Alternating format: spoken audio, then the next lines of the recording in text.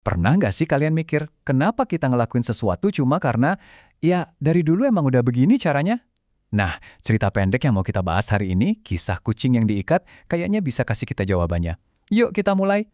Pertanyaan di slide ini nih intinya. Gimana caranya sesuatu yang tadinya cuma solusi praktis yang cerdas, lama-lama bisa berubah jadi sebuah aturan kaku yang nggak boleh dipertanyakan sama sekali? Coba deh, ingat-ingat pertanyaan ini sambil kita ikutin ceritanya. Oke, kita mundur dulu ke awal mulanya. Bayangin deh ada sebuah biara yang tenang, di mana seorang guru yang bijaksana sama murid-muridnya lagi kumpul buat ibadah malam yang khusyuk. Tapi, ada satu gangguan kecil. Di tengah-tengah suasana hening itu, ada seekor kucing biara yang kayaknya ngerasa itu adalah waktu yang pas buat manggung. Dia ngeong-ngeong, mondar-mandir, pokoknya ngerusak konsentrasi semua orang. Pasti kebayangkan gangguannya kayak apa? Terus, apa solusi dari sang guru? Simple tapi jenius. Beliau cuma bilang, udah, ikat aja kucingnya di tiang selama kita ibadah. Gampang, efektif, logis. Masalah pun beres.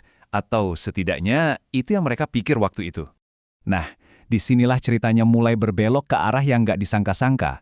Seiring berjalannya waktu, alasan asli di balik tindakan itu pelan-pelan mulai pudar dan terlupakan. Bertahun-tahun kemudian, sang guru wafat. Tapi solusinya, itu tetap hidup. Murid-muridnya, entah karena rasa hormat atau ya udah jadi kebiasaan aja, tetap ngelanjutin ngikat kucing itu tiap malam. Tindakannya bukan lagi jadi solusi, tapi udah jadi sebuah rutinitas. Coba deh lihat di timeline ini, kelihatan banget kan gimana tujuannya makin kabur.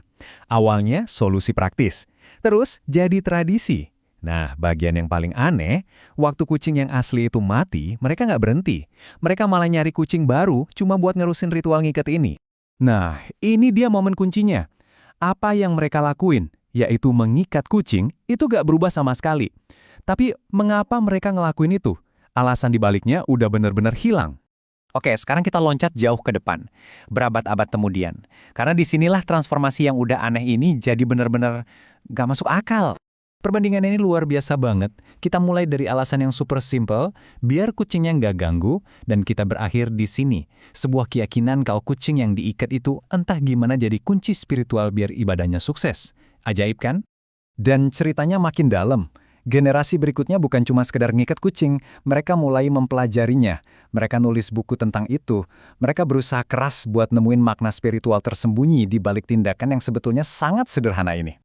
Dan akhirnya kita sampai di puncak keabsurdannya, yang bisa dirangkum dengan sempurna dalam kutipan ini. Sebuah solusi praktis buat seekor kucing yang berisik, malah melahirkan berjilid-jilid kitab berisi tulisan ilmiah soal pentingnya seekor kucing dalam ibadah. Jadi, apa pelajarannya? Ini yang sering disebut sindrom kucing yang diikat. Siklusnya bahaya banget. Kita lupa kenapanya, kita terus lakuin karena kebiasaan, dan akhirnya kita malah ngarang kenapa yang baru dan rumit buat ngejustifikasi kebiasaan itu. Dan ini ngebuat kita balik lagi ke diri kita sendiri. Coba deh pikirin sejenak. Apa kucing yang diikat dalam hidup kalian? Tradisi apa di kantor, di keluarga, atau bahkan kebiasaan sehari-hari yang kalian lakuin terus tanpa pernah nanya lagi? Kenapa ya? Ini jadi bahan renungan yang menarik. Terima kasih sudah menyimak.